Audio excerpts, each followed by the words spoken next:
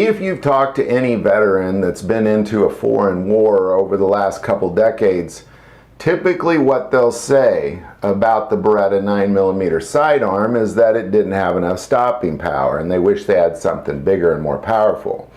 Yet the military went with another 9mm handgun as their sidearm.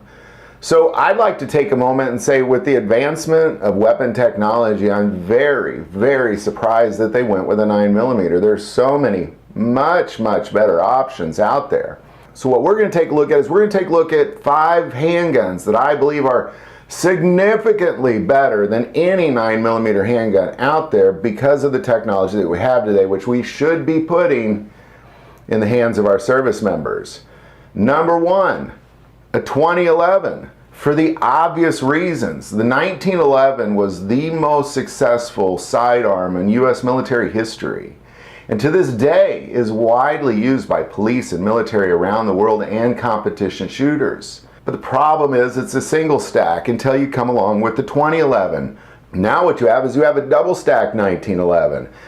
The 2011 is absolutely a handgun the U.S. military should have gone with. It's a no-brainer. It's really the ideal choice, and there's so many manufacturers of it that you really have a lot of options on who you get it from as well. The 45 ACP is a 230 grain bullet coming out at over 1,000 feet per second. You have a double stack 1911 carrying it. There's not a lot of options better than this. Number 2. Rock Island Armory's 22 TCM 2011.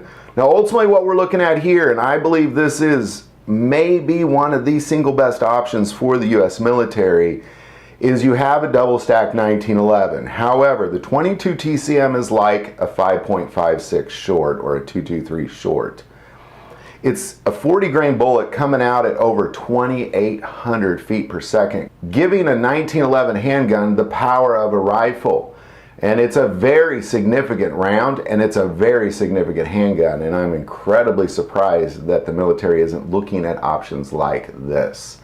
Number 3, the Springfield XDM 10mm. Now, having a double stack 10mm, a very powerful, a very accurate, and a very reliable Springfield XDM 10mm, this is an outstanding option. You have a 175 grain bullet traveling between 1,500 and 2,000 feet per second. There's a reason why when people hike around bear country, they typically will bring a 10mm, because if it'll drop a bear, it's absolutely going to be an outstanding sidearm for the military. Number 4, FN's 5.7. Now, again, similar to the 22 TCM, it's really like a rifle cartridge in a handgun. Currently, there's 20 plus nations using the 5.7, including U.S. Secret Service and many police departments around this country. More so, NATO has standardized the 5.7 FN, so it's literally approved by NATO as well. Because this is a 30 grain bullet traveling between 2,500 and 3,000 feet per second. It's an outstanding option, and FN Herschel is in the business of making military grade firearms. It's an unusual choice, but it's definitely a lot better than a 9mm. And finally, number 5, the gun that I believe is the single best sidearm for any military police around the world. Regardless of the scenario, I believe this is the best sidearm. It is absolutely the sidearm I would want if I was in any of those scenarios. And that's the 7.5 FK Brno PSD pistol. This is maybe the best handgun ever made, because it's, first and foremost, it's a 30 caliber bullet. You have a .307 inch diameter bullet, which makes this like a .308 short. And you have 15 plus of these. When you have a .308 short traveling 2,000 feet per second out of, and here's another great part about it, out of a CZ format internal rail handgun. And in addition to that, it can be converted into 10mm with just buying an additional barrel and spring. It's really, it's a choice. You know, I'm certain that FK Brno is not in a position to produce enough handguns for the U.S. military.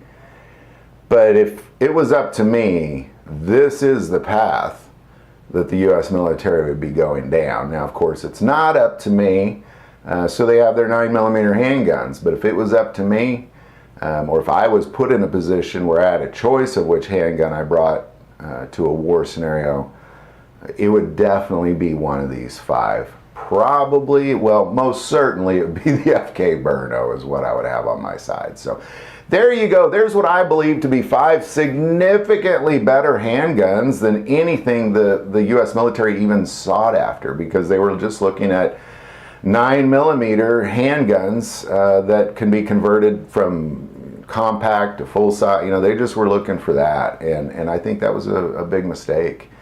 Obviously, you know, it's the path they went with, but with the technology that we have today, I'm incredibly surprised.